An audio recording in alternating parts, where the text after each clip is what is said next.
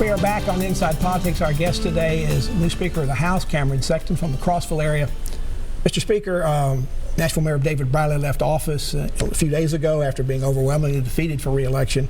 Before he left, he issued an executive order that called for the repeal of state sanctuary law, and also an order that prohibited many city workers from assisting federal ICE officials in enforcing immigration laws. You've been sharply critical of Mayor Briley for doing that. Now that he's gone, is the matter over in your mind? Well, I mean, I think the very nice thing is Mayor Cooper has said that he doesn't want Nashville to be a sanctuary city. The last thing we want is for San Francisco to be in Nashville as far as what's going on there. We don't want to have that happen to a great city that's really performing well for the state of Tennessee. Do you think Nashville is a sanctuary city? I think Mayor Briley was trying to move it in that direction. Absolutely. You know, the executive order, we'll see what happens. Mayor Cooper says he's going to take the next 90 days to look it over. We're hoping that he will rescind that executive order when he takes a look. Historically, every mayor in Metro, when he comes into office, has renewed all the executive orders that previous mayors have put out. After 90 days, if Mayor Cooper decides to keep that in place, what will be your response? I imagine you won't be very happy. Well, we'll take a look at it and we'll see what happens. But, you know, also, no mayor's ever been beat for a re-election either, so we'll have to wait and see what happens. Mayor Cooper says that Nashville has not been and never will be a sanctuary city, and you believe him at this point.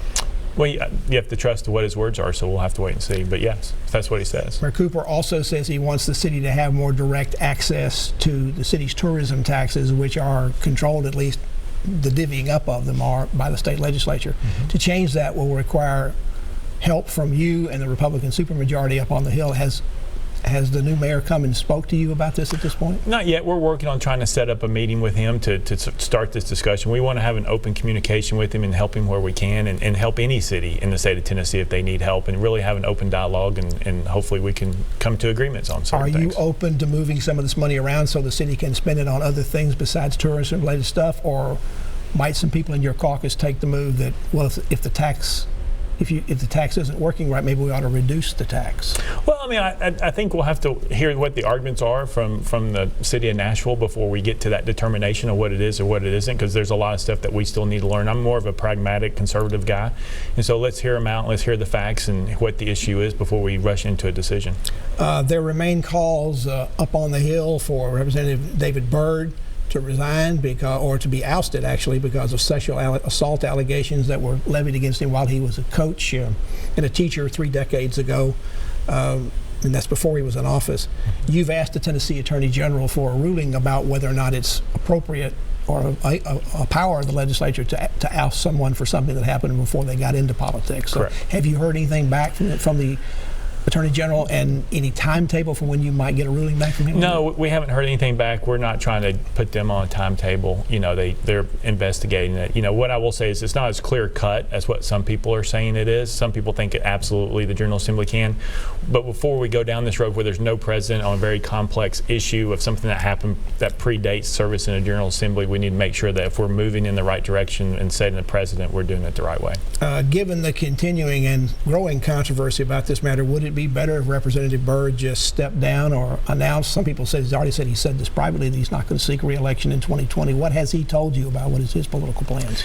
Well, he hasn't told me. You know, in the caucus meeting things it was leaked out that he had said that he wasn't going to run for re-election again, and so. But you didn't hear that.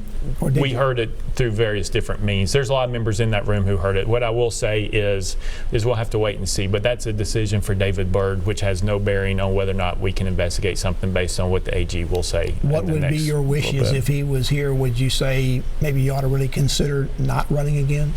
Well, my discussions with him is it's his decision to make with him and his family, and they need to make the decision that's best for them and what they need to do personally. There were news reports in Nashville this week that CoreCivic, who runs the local county jail and also does a lot of work for the state, gets a better rate from the state for keeping prisoners than the sheriffs do. I found that a little bit surprising, since the sheriffs do a pretty good job usually of lobbying for money up there.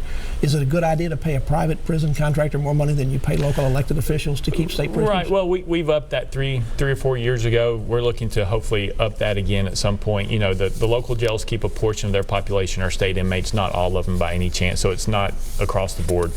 And then they get transferred to a state prison. You know, CoreCivic, with the state contract, just runs to state prisons, a few of them. So we're always looking at the opportunity, especially when we have a budget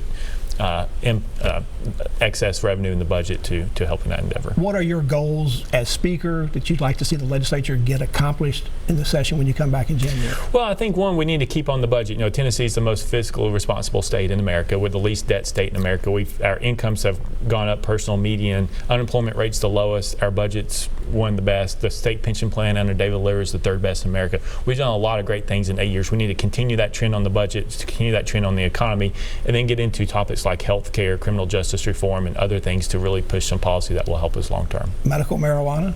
It comes up every year and gets a little closer to being approved. A lot of states have done it. I understand that a lot of states do it, but what I will say is if I say that sanctuary cities are against federal law and you have to obey federal law or state law, right, then you can't pick and choose which laws you want to follow. Right now, unfortunately, marijuana is a Class 1 drug, which makes it an illegal drug in America. You can't pick and choose what it is. You say unfortunate, you wish the feds didn't do it that way? Well, that's their determination. The President and Congress can make that determination to change it to a different schedule. Until they do, it's still against the law, and I have a hard time saying Nashville can't be a sanctuary city, but then saying you can do medical marijuana. They don't go contrary with one another if you're being honest. As we close, your life is beginning to slow down. I'm sure it speeded up quite a bit after you took and got elected Speaker. Yeah, I mean, well, slow down is a relative term, I guess. You know, slow down from the excess speed. But, you know, it's been a great experience. There's a lot of learning. We have, what I will say is we have a lot of great representatives in the state of Tennessee, and we need to continue to elect good people to come to Nashville to help us, and I think we've been beneficial. Mr. Speaker, thank you so much for coming in. I'm sure we'll have you back either before the session or while the session's underway next year. Thank you. And thank you for joining us on Inside Politics. Hope you'll be back here again for a future show. If you can't get enough politics in the meantime, go to the News Channel 5 website. You'll find my Capitol View commentary there. There's a new commentary posted every Friday afternoon.